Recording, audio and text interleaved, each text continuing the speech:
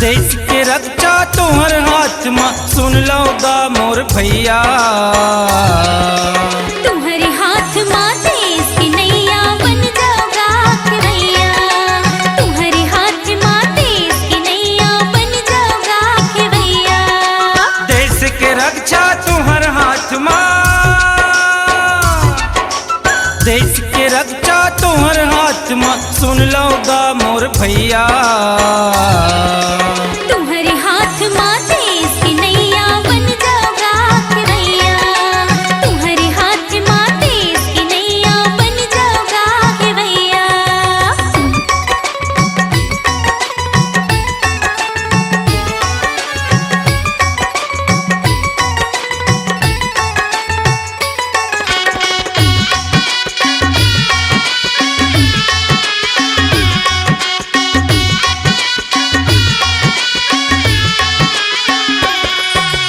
बड़ी मुश्किल में मिले आजादी, ये ला हमला बचाना है। ये ला हमला बचाना है भैया, ये ला हमला बचाना है।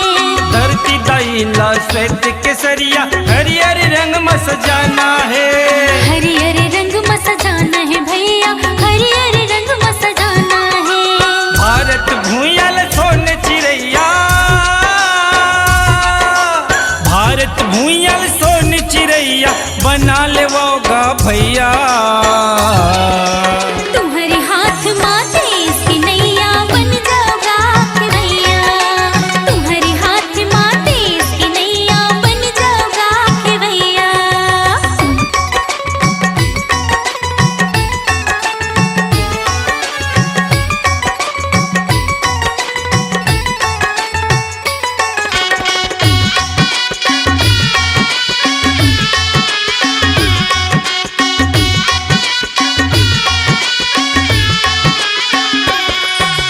रंगारंग विज्ञान कला में ये जगला हंसाना है।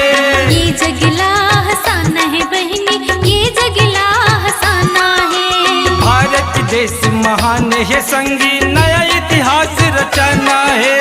नया इतिहास रचाना है संगी, नया इतिहास रचाना है।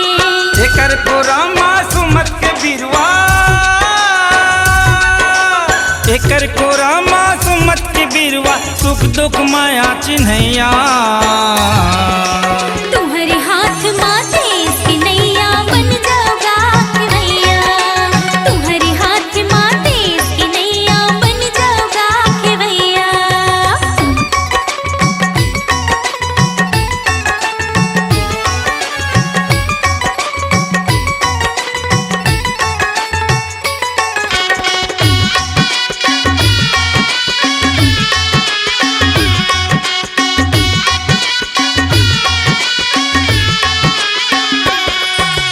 आन बान यौसान के खातिर शीश नहीं झुकाना है। शीश नहीं झुकाना है संगी, शीश नहीं झुकाना है। अन्याय अत्याचार लसंगी ये लाजड़ से मिटाना है। ये लाजड़ से मिटाना है भैया, ये लाजड़ से मिटाना है। साक्षरता के दिया जला लो, साक्षरता के दिया जला लो, आगे बढ़ोगा भैया। तुम्हारे हाथ माँ देश की नैया बन जाओगा भैया। तुम्हारे हाथ माँ देश की नैया बन जाओगा भैया। देश के रक्षा तुम्हार हाथ में, देश के रक्षा तुम्हार हाथ में सुन लो गा मोर भैया। तुम्हारे हाथ माँ देश की नैया बन जाओगा भैया। तुम्हारे हाथ माँ देश की नैया बन जाओगा भैया। तुम्हारे हाथ माँ देश की नैया बन जाओगा भैया।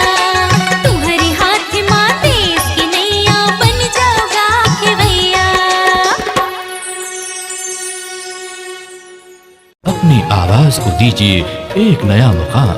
डिजिटल रिकॉर्डिंग की दुनिया का जाना पहचाना नाम स्वरांजलि, जहां गूंजती हैं ध्वनियां अपनी माटी की सौंधी सुगंध के साथ। छत्तीसगढ़ी संगीत के विविध रंग जो पहुंचाते हैं पूरे प्रदेश में डिजिटल रिकॉर्डिंग के संग। स्वरांजलि स्टूडियो, नेमी चंद गली नंबर 2, गंजपारा, रायपुर।